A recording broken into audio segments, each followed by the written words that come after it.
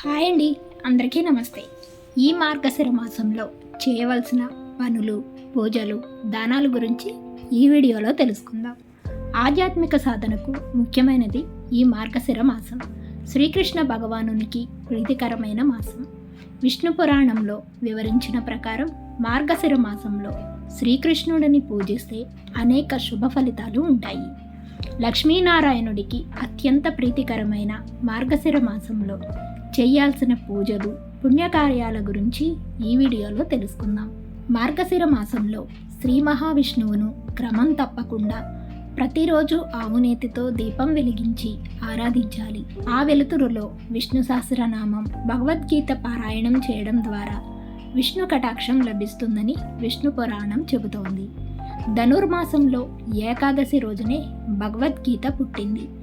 ఈరోజు గీతాపారాయణ చేయడంతో పాటు భగవద్గీత పుస్తకాలను దానం చేయడం వల్ల మోక్షం లభిస్తుంది.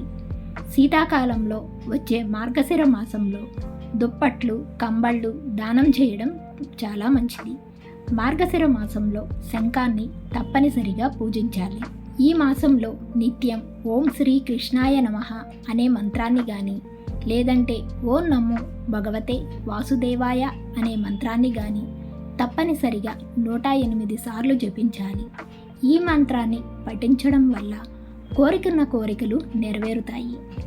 వివాహం కావలసిన వారు మార్గశిర మాసంలో వచ్చే ధనుర్మాసంలో కాత్యాయని వ్రతం చేయడం వలన త్వరగా వివాహం జరుగుతోంది. మార్గశిర మాసంలో ప్రతి గురువారం లక్ష్మీదేవి పూజ చేయడం ద్వారా దరిద్రం తొలగిపోయి లక్ష్మీ కటాక్షం లభిస్తుంది.